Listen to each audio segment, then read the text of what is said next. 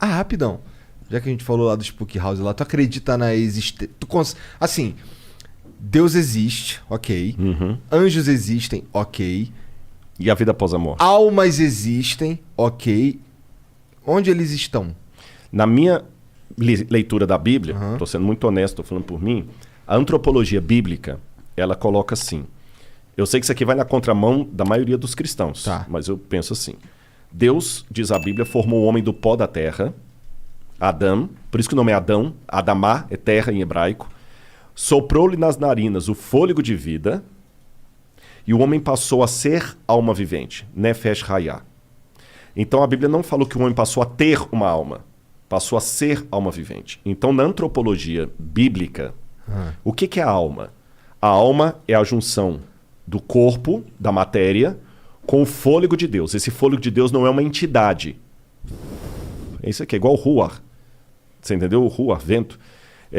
Então Deus pegou o pó da terra, soprou nas narinas o fôlego de vida, e a junção dos dois produz a alma vivente. Seria como essa lâmpada que está aqui, que a luz é a junção da energia com a lâmpada. Se eu tirar a lâmpada, não tem luz. Se eu tirar a energia, não tem luz. Então a alma é a junção do corpo com o fôlego dado por Deus. Se eu tirar um dos dois, não tem alma. Se não tem alma, o que acontece com as pessoas quando elas morrem? Eu entendo, pelas pesquisas que eu fiz da Bíblia, que até a ressurreição de Jesus, na volta de Jesus, todos os mortos estão dormindo o sono da morte. Tanto é que uma curiosidade, eu sei que mas as igrejas não fazem isso, a igreja católica tem a missa de sétimo dia, os espíritas conversam com os mortos e tudo mais. Eu estou dando a minha leitura da Bíblia. A palavra cemitério, se o pessoal der uma googada depois, eles vão confirmar o que eu estou falando. Quem deu o nome de cemitério para o cemitério foram os cristãos primitivos. Porque quando eles sepultavam os mortos deles, eles não podiam colocar no cemitério judeu, que os judeus não deixavam. Não podiam colocar na necrópolis dos romanos, porque também não deixavam. Então os primeiros cristãos começaram a fazer túneis debaixo da terra, numa propriedade doada por Flávio Domitila, e começaram a construir as famosas catacumbas de Roma. Só que catacumba foi um nome pejorativo que os pagãos deram.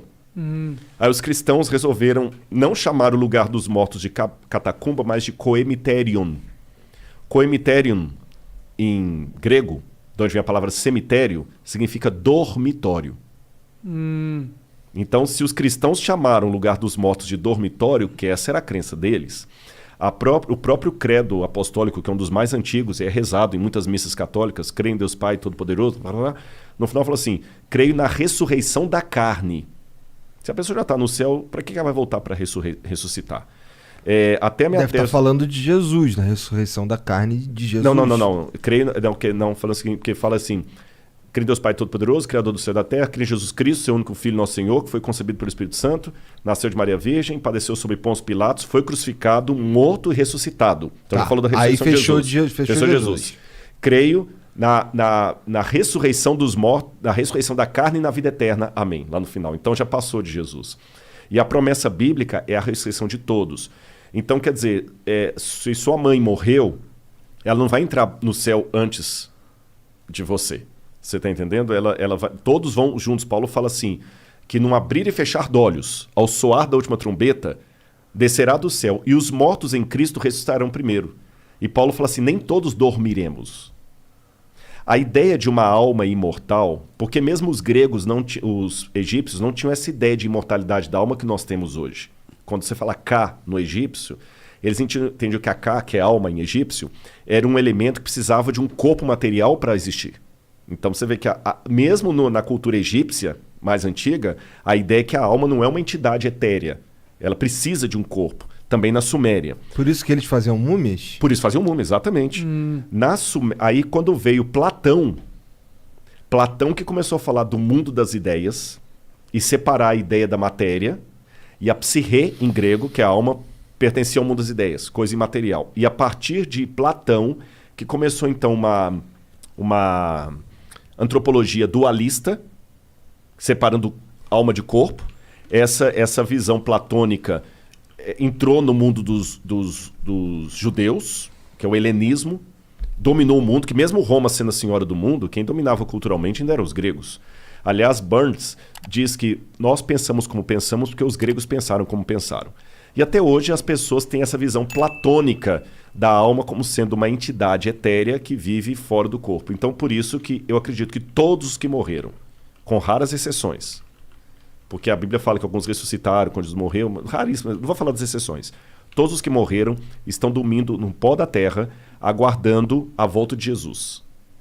Não, na minha opinião, ninguém agora está ainda na glória com Deus. Até um dos textos que muita gente pensa que promete a vida eterna é o texto do ladrão na cruz, onde Jesus falou, em verdade digo que hoje estarás comigo no paraíso. A minha tese de doutorado na Universidade Católica foi sobre o grego desse texto. E eu descobri uma regra do grego ali, que quando o advérbio está entre dois verbos, ele qualifica o verbo da antecedência. E no grego, quando diz amen soi lego, met semeron esse ento paradeiso, em verdade digo, hoje estarás comigo no paraíso, não é que hoje ele iria para o paraíso. Hoje, enquanto eu te declaro isso, você vai comigo para o paraíso. Que era uma expressão idiomática do hebraico e do aramaico da época de Jesus. Estou dando um resumo assim, mas eu respeito as divergências de pensamento. Tem uma... A verdade é que a gente não tem essa certeza. Eu estou falando pela leitura bíblica, né? E a Bíblia proíbe consultar os mortos. A Bíblia fala que isso é abominação, Senhor. Quando Deus deu a ordem para os hebreus, falou assim, não haverá entre vocês quem consulte os mortos. Os mortos não sabem coisa nenhuma. Para eles tudo jaz no esquecimento. Não é? Agora, eu estou apresentando essa minha posição aqui, mas eu quero deixar claro uma coisa. Tem uma frase, ela já foi atribuída a Santo Agostinho, já foi atribuída a Tertuliano. É difícil saber quem que é o autor de fato dela, mas eu vou citá-la, independente do autor, que ela é muito boa. Fala o seguinte, no essencial, unidade. No não essencial, diversidade. Em tudo, caridade. É assim que eu lido com a minha teologia. Tem coisas para mim que são essenciais, não está na mesa de discussão. Saindo da teologia para o mundo real. Se você quiser ter comigo uma opinião política, eu gosto do Bolsonaro, eu não gosto do Bolsonaro. Tudo bem. Agora, não está na mesa de discussão se o nazismo é uma coisa boa ou ruim. É verdade. Não, desculpa, isso aí nem me chama porque não está na mesa da discussão. Sim, o assassinato. O assassinato, estupro, legalizar o estupro, nem existe. Então, no essencial, você não pode ter o direito de ter sua opinião. No essencial, unidade. Porque quem está fora daquilo está louco. No que não é essencial, diversidade. Um vai ser de direita, outro vai ser de esquerda, um vai ser PMDB, outro vai ser PDT. Diversidade. Em tudo, caridade. E como eu sei que nem todas as coisas ainda foram reveladas, porque Paulo fala isso, hoje nós vemos como por um espelho, de maneira obscura, mas quando ele vier, o que hoje conhecemos em parte, esse ia gostar disso, que é aquele que você falou da ciência lá. Até o Renato Russo fez aquela música baseada no 1 Coríntios 13, né? Ainda que eu falasse dos anjos e dos homens, tem uma parte que Paulo fala o seguinte, hoje eu conheço em parte, mas quando ele vier, eu o conhecerei como também serei conhecido. Porque hoje vemos como por um espelho, obscuramente. Então até Paulo, apesar de ser um homem de fé, de convicção, que morreu por Cristo, ele trabalhava, ele não era cego para a possibilidade do equívoco. Vocês estão entendendo? Então, quer dizer, hoje eu sou muito sincero naquilo que eu creio. Eu creio na Bíblia, eu creio com essa visão que eu falei para vocês, mas como Cristo não voltou ainda, e eu estou conhecendo em parte, eu não posso julgar agora os sinceros a Deus por uma questão teológica, que tem às vezes uma pessoa que crê exatamente como eu e não vale nada. E tem um outro, às vezes, que está do outro lado lá, que ele está fazendo agora uma oração para Maria, acreditando que Maria vai atendê-lo.